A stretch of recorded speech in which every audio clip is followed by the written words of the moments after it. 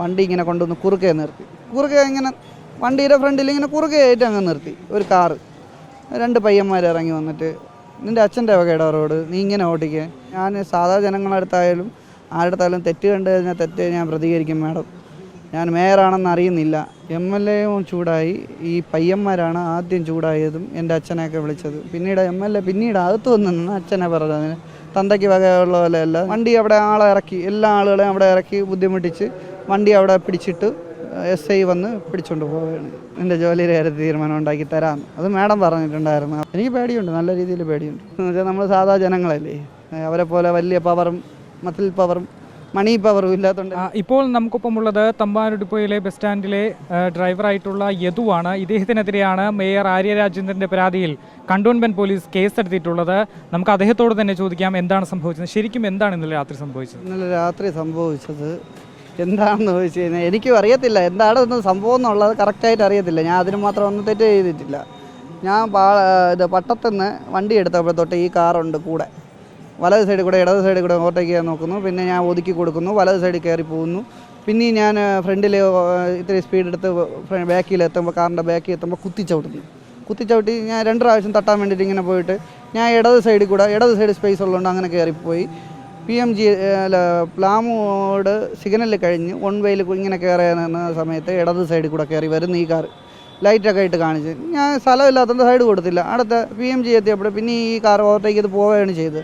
പിന്നെ ഞാൻ പാളയത്ത് സാബല്യത്തിൻ്റെ അവിടെ കൊണ്ടുവന്ന് സിഗ്നലിൻ്റെ അവിടെ വന്നതും വണ്ടി ഇങ്ങനെ കൊണ്ടുവന്ന് കുറുകെ നിർത്തി. കുറുകെ ഇങ്ങനെ വണ്ടിയുടെ ഫ്രണ്ടിൽ ഇങ്ങനെ കുറുകെ ആയിട്ട് അങ്ങ് നിർത്തി. ഒരു കാറ്, 2 പയ്യന്മാർ ഇറങ്ങി വന്നിട്ട്, നിൻ്റെ അച്ഛൻ്റെ വകയുടെ റോഡ്, നീ ഇങ്ങനെ ഓടിക്കുക, ഇങ്ങനെ മാന്യമായിട്ട് ഓടിച്ചൂടെ. ഞാൻ പറഞ്ഞു ഞാൻ മാന്യമായിട്ടല്ലേ ഓടിച്ചത്, നിങ്ങളെല്ലാം മാന്യതയില്ലാതെ ഇങ്ങനെ സീബ്ര ക്രോസിൽ ഇങ്ങനെ കൊണ്ടുവന്ന് നിർത്തി.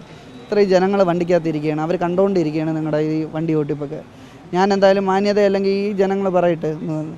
അങ്ങനെ വണ്ടി എടുക്കണ്ടെന്ന് പറഞ്ഞ് ഡോറ് തുറക്കാൻ പറഞ്ഞ് അവർ വലിച്ച് എൻ്റെ ഡ്രൈവർ സൈഡിലെ ഡോറ് തുറന്നു. ആ പയ്യന്മാർ തുറന്നിട്ടാണ് പിന്നെ ഒരു 2 ലേഡീസ് ഇറങ്ങി വന്നിട്ട് അവന്മാരുമായിട്ട് വാക്ക് തർക്കമായപ്പോൾ ലേഡീസ് ഇറങ്ങി വന്നു. നീ എന്നെ ആംഗ്യ ഭാഷയിൽ എന്തോ പറഞ്ഞില്ലേ, കാണിച്ചില്ലേ എന്നൊക്കെ പറഞ്ഞിട്ട് ഞാൻ പറഞ്ഞു ഞാൻ മാഡത്തിന് എന്തെങ്കിലും കാണിച്ചിട്ടുണ്ട്. അപ്പോഴും അറിയുന്നില്ല മേയറാണെന്ന് MLA ആണെന്ന് അറിയുന്നത്. മറ്റാൾ അപ്പോഴത്തേക്ക് ഇടത് സൈഡിലെ ഡോറ് വഴി ഫ്രണ്ടിലെ ഇതേ ഡോറ് വഴി കയറി സീറ്റിൽ ഇരിപ്പ് പിടിച്ച് കാലൊക്കെ ഇട്ടിട്ട്.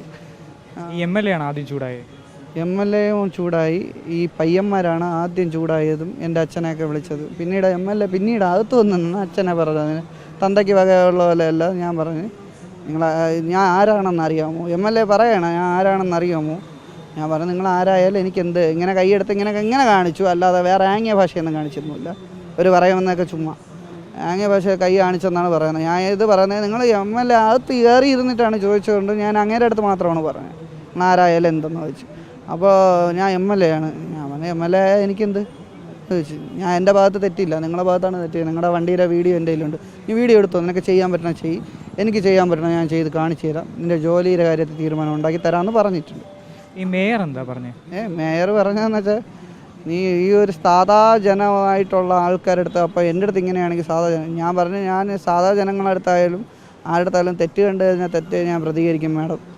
ഞാൻ മേയറാണെന്ന് അറിയുന്നില്ല. മാഡം മേയറാണെന്ന് പറഞ്ഞപ്പോഴാണ് ഞാൻ അറിയുന്നത്. മറ്റാൾ MLA ആണെന്ന് ഹസ്ബൻഡാണെന്ന് പറഞ്ഞപ്പോഴാണ് മാഡത്തിൻ്റെ അടുത്ത് ഞാൻ ചോദിക്കുകയാണ്, ആ വീഡിയോയിലുണ്ട്, ഹസ്ബൻഡാണെന്ന് പറയുകയും ചെയ്തു മാഡം. അപ്പോഴാണ് എനിക്കറിയാമെന്നുള്ളത്, അല്ലാതെ എനിക്കറിയത്തില്ലെന്ന് പറഞ്ഞു. അങ്ങനെയാണ് അവർ. എന്നിട്ട് പോലീസ് വന്ന സമയത്ത് വണ്ടി അവിടെ ആളെ ഇറക്കി, എല്ലാ ആളുകളെയും അവിടെ ഇറക്കി ബുദ്ധിമുട്ടിച്ച് വണ്ടി അവിടെ പിടിച്ചിട്ട് SI വന്ന് പിടിച്ചുകൊണ്ട് പോയി നേരെ ജനറൽ ഹോസ്പിറ്റലിൽ കൊണ്ടുപോയി മെഡിക്കലെടുത്തപ്പോൾ വെള്ളം അടിച്ചിട്ടില്ല എന്ന് തെളിഞ്ഞിട്ടുണ്ട്. പിന്നെ ഇവർ അവിടെ ഒപ്പിട് ഇവിടെ ഒപ്പിടുമെന്ന് പറഞ്ഞ് കുറേ പേപ്പറിലൊക്കെ ഒപ്പിട്ട് വാങ്ങിച്ചു സ്റ്റേഷനിൽ. എന്താണ് ഏതാണെന്ന് ചോദിച്ചപ്പോൾ അത് നീ ഒരു ജാമ്യക്കാരനെ വിളിച്ചുകൊണ്ട് വരണം, നിനക്ക് ജാമ്യം ഉണ്ടെങ്കിൽ പുറത്തിറങ്ങാൻ പറ്റുള്ളൂ. ജാമ്യക്കാരനെ വിളിച്ചുകൊണ്ടൊന്ന് ഒപ്പിടിപ്പിച്ചിട്ട് എന്നെ 9:30 വരെ അവിടെ പിടിച്ച് ഒരു വെള്ളമോ കാപ്പിയോ പോലും കുടിക്കിച്ചില്ല. രാത്രി എത്ര മണിക്ക്, 10:30 പിടിക്കുന്നതാണ്. പിറ്റേ ദിവസം 9:30 10 മണി സമയമാവുന്നു. എന്നിട്ട് എന്നെ അവിടെ പിടിച്ച് നിർത്തിയിരിക്കുകയാണ്. ഞാൻ സാറേ പോകാൻ പറ്റില്ല, അത് പോകാനൊന്നും പറ്റില്ല, ഇത് നമ്മുടെ ഇവർ പറഞ്ഞിട്ടുണ്ട്, മേളിൽ നിന്നൊക്കെ വിളി വന്നു. നിങ്ങളൊരു പരാതി നൽകിയില്ലേ ബസ്സിൻ്റെ ട്രിപ്പ് മുടക്കി എന്ന് പറഞ്ഞിട്ട്? ഇവരത് മാറ്റിയിടുകയാണ് ചെയ്തത്. ഞാൻ ഈ മാഡം കൊടുക്കുന്നതിന് മുമ്പ് പരാതി കൊടുത്തതാണ്. ആദ്യം പോലീസിനെ വിളിച്ചത്? ആദ്യം പോലീസിനെ വിളിച്ചത് അവരാണെന്ന്. ഞാനൊന്നും പോലീസിനെ വിളിച്ചില്ല, അവർ തന്നെ പോലീസിനെ വിളിച്ചത്. ഈ ബസ് എവിടെ നിന്ന് എങ്ങോട്ട് പോയായിരുന്നു? ബസ് ഇതാണ് ഞാൻ ഷെഡ്യൂളായിട്ട് ഓടിക്കൊണ്ടിരുന്ന വണ്ടി. ബസ് ഇത് തൃശ്ശൂരിൽ നിന്ന് വന്ന വണ്ടിയാണ്. തൃശ്ശൂരിൽ നിന്ന് വന്ന് നേരെ ഇവിടെ കൊല്ലം ആലപ്പുഴ വഴിയാണ് പോകുന്നത്. തൃശ്ശൂരിലോട്ട് നേരെ പോകുന്നത് കോട്ടയം വഴി MC റോഡും മറ്റേ ബൈപ്പാസ് NH വഴിയാണ് തിരിച്ച് വരുന്നത്.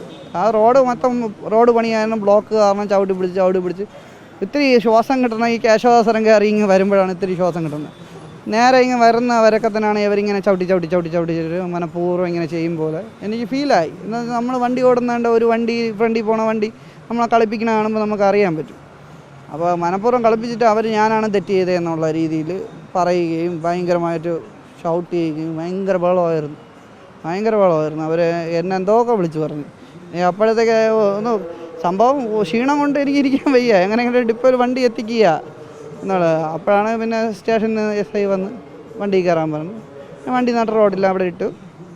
അപ്പോൾ ജീപ്പിൽ കയറി. യാത്രക്കാരെന്താ അവരുടെ ഭാഗത്തു നിന്നുള്ള ഒരാൾ ടിക്കറ്റും കാര്യങ്ങളൊക്കെ തന്നിട്ടുണ്ട്, എവിടെ വേണമെന്ന് പറയാമെന്ന് പറഞ്ഞിട്ട്. എത്ര പേരുണ്ടായിരുന്നു ബസ്സിൽ? 10-15 പേരുണ്ടായിരുന്നു. ഇവരെ ബസ് അവിടെ പിടിച്ചിട്ടതിന് ശേഷം ഇവർ മറ്റു ബസ് കയറ്റി പോയോ? ബസ് കയറ്റി വിട്ടോന്നും അറിയത്തില്ല. ഇവരെ വെളിയിലിറക്കി. ഈ MLA എന്ന് പറഞ്ഞ ആൾ വന്ന് ഈ ബസ് പോകില്ല എന്ന് പറഞ്ഞ് വെളിയിൽ അദ്ദേഹം കയറി ബസ്സിൻ്റെ അകത്ത് കയറി വന്നാണ് ഈ പ്രശ്നങ്ങൾ ഡിലീറ്റ് ചെയ്ത് ആ പയ്യൻ്റെ മൊബൈൽ വാങ്ങിച്ച് ഡിലീറ്റ് ചെയ്തത്. അവൻ പറഞ്ഞ് ഡിലീറ്റ് ചെയ്യില്ലെന്ന് പറഞ്ഞപ്പോൾ നിനക്ക് എൻ്റെ സ്വഭാവം അറിഞ്ഞൂടാത്തതുകൊണ്ടാണ്, ഞാൻ ആരാണെന്ന് അറിഞ്ഞൂടാത്തതുകൊണ്ടാണ്. മറ്റാൾ വെളിയിൽ നിന്ന് കൈ കാണിക്കുന്നുണ്ട്, അത് വീഡിയോ ഒക്കെ ഉണ്ടല്ലോ. ഈ നിങ്ങളെ ജോലി കളയുന്നു അങ്ങനെ ആരെങ്കിലും ഭീഷണിപ്പെടുത്തുമോ? അങ്ങനെ എന്തെങ്കിലും ചെയ്തു? മാഡം പറഞ്ഞിട്ടുണ്ട് എൻ്റെ ജോലിയുടെ കാര്യത്തിൽ തീരുമാനം ഉണ്ടാക്കി തരാമെന്ന്. അത് മാഡം പറഞ്ഞിട്ടുണ്ടായിരുന്നു. അപ്പോൾ തന്നെ ആ വീഡിയോയിൽ കുറച്ചൊക്കെ ഉണ്ടെന്ന് തോന്നുന്നു. മറ്റേ വീഡിയോയിൽ മുഴുവനായിട്ടുണ്ടായിരുന്നു ആ പയ്യൻ്റെ.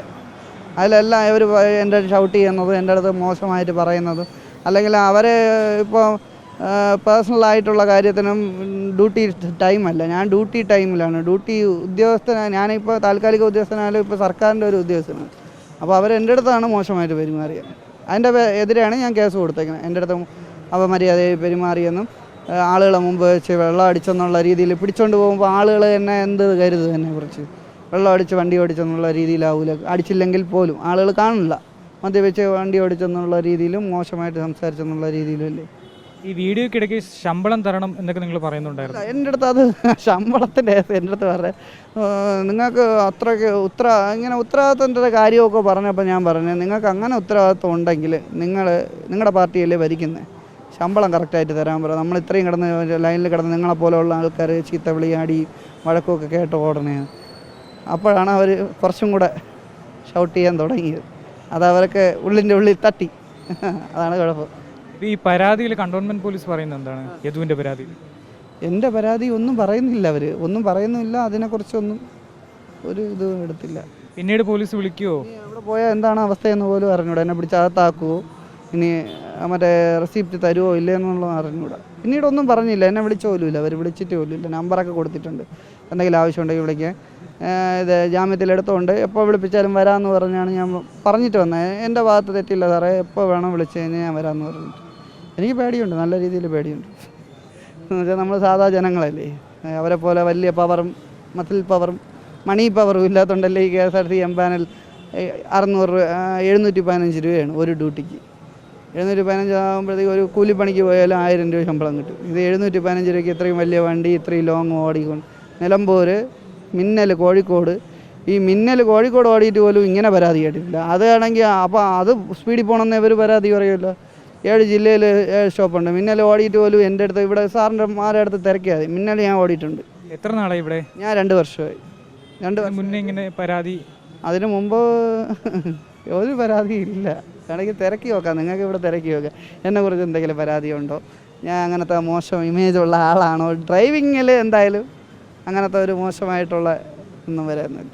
ഇപ്പോൾ ഇതൊരു മേയറാണ്, ഒരു സാധാരണക്കാരിയായിരുന്നുവെങ്കിൽ എന്തായിരുന്നു? സാധാരണക്കാരിയായിരുന്നാലും ഞാൻ അവർക്കുള്ള ബഹുമാനം കൊടുത്ത് തന്നെ സംസാരിച്ചത്. സാധാരണക്കാരിയായാലും അവർ മേയറാണെന്ന് ഞാൻ അറിയുന്നില്ലല്ലോ. സംഭവം അവരുടെ അടുത്ത് സംസാരിക്കുമ്പോഴൊന്നും അവർ മേയറാണെന്നോ അവർ പറയുമ്പോൾ അല്ലാതെ എനിക്ക് അറിഞ്ഞൂടെ. സാധാരണക്കാരിയാണെന്നുള്ള രീതിയിൽ തന്നെയാണ് സംസാരിച്ചതും. ആ രീതിക്ക് മാന്യതയോട് കൂടിയിട്ട് മോശമായിട്ടൊന്നും സംസാരിച്ചിട്ടൊന്നുമില്ല. വാഹനത്തിൽ എത്ര പേരുണ്ടായിരുന്നു മേയർ സഞ്ചരിച്ചിരുന്ന കാറിൽ?